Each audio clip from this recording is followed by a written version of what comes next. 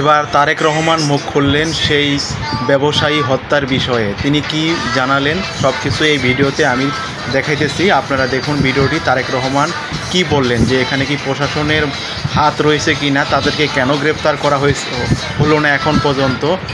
জনাব তারেক রহমান ভাউসাল মিটিংয়ে ভিডিও ফুটেজের মাধ্যমে তিনি বক্তব্য রাখছেন লন্ডন থেকে। সেই ঘটনাটি ঘটেছে আমরা খুব আশ্চর্যের সাথে লক্ষ্য করেছি। যাকে দেখেছি আমরা স্ক্রিনে, যাকে দেখেছি হত্যা করছে, তাকে কেন সরকার এখন পর্যন্ত অ্যারেস্ট করেনি? আমরা কি তাহলে ধরে নেব যারা বিভিন্ন ভাবে মত সৃষ্টি করে একটি পরিস্থিতি তৈরি করতে যাচ্ছে, সেখানে সরকারের কোনো কোনো প্রশ্রয় আছে, প্রশাসনের কোনো প্রশ্রয় আছে, প্রশাসনের কারো কোনো প্রশ্রয় আছে, সেটিকে আমরা তাহলে ধরে নেব? কারণ আমাদেরও দাবি, দলের পক্ষ থেকে আমরা করেছি, আমাদের অঙ্গ সংগঠন করেছি। আপনারা দেখেছেন গতকাল মহাসচিব সাহেব দলের পক্ষ থেকে বলেছেন যে অন্যায় করবে সেই অন্যায় তার বিরুদ্ধে দেশের প্রচলিত আইন আছে, কাজে আইন অনুযায়ী তার বিরুদ্ধে ব্যবস্থা হবে। অন্যায়কে কখনো কারো কোনো দলের লোক হতে পারে না।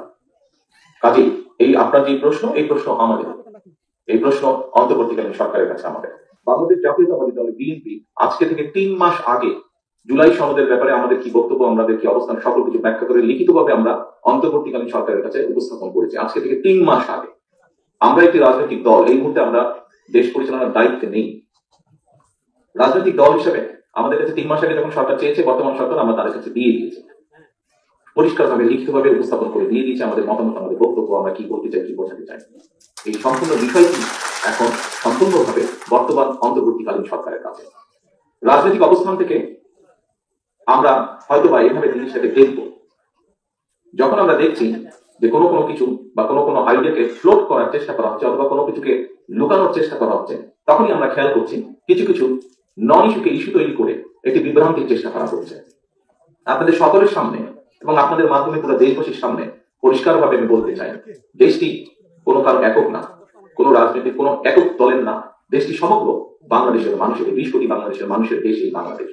কাজে 20 কোটি মানুষের কাছে আমার আহ্বান থাকবে, যেহেতু এই দেশ আমাদের, দেশ রক্ষা করার দায়িত্ব আমাদের, কাজে এই দেশকে নিয়ে আমাদের সকলের ভাবতে হবে। কাজে দেশের মধ্যে কারা কি করছে, কারা কি ভূমিকা রাখছে, অতীতে কারা কি বলেছে, কারা কি বর্তমানে বলছে, বলার মধ্যে পার্থক্য কি, কাদের কি অবস্থান, ঘন ঘন কারা কি পরিবর্তন করছে, এই সকল বিষয়ে দয়া করে আপনারা নজর রাখবেন। আবারও আমি আমাদের আজকের সভাপতির বক্তব্যে সেই কথাটি তুলে ধরতে চাই। ষড়যন্ত্র আগেও বলেছি, শেষ হয়নি। সভাপতির সাথে সুর মিলিয়ে একই সুরে বলতে চাই, ষড়যন্ত্র কিন্তু আরো শুরু হচ্ছে, আরো জোরে সোরে শুরু হচ্ছে।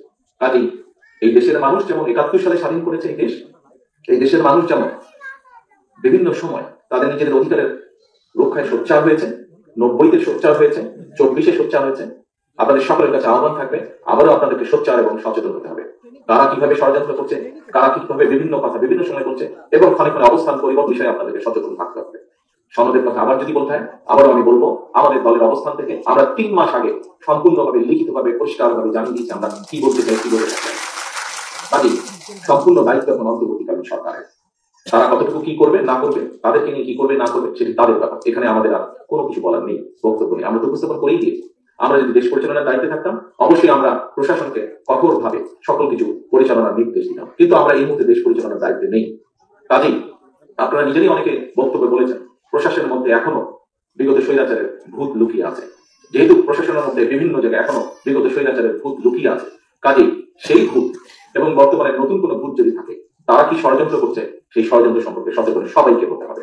যদি আমরা সচেতন না হই, এই দেশকে টিকিয়ে রাখা মুশকিল হবে।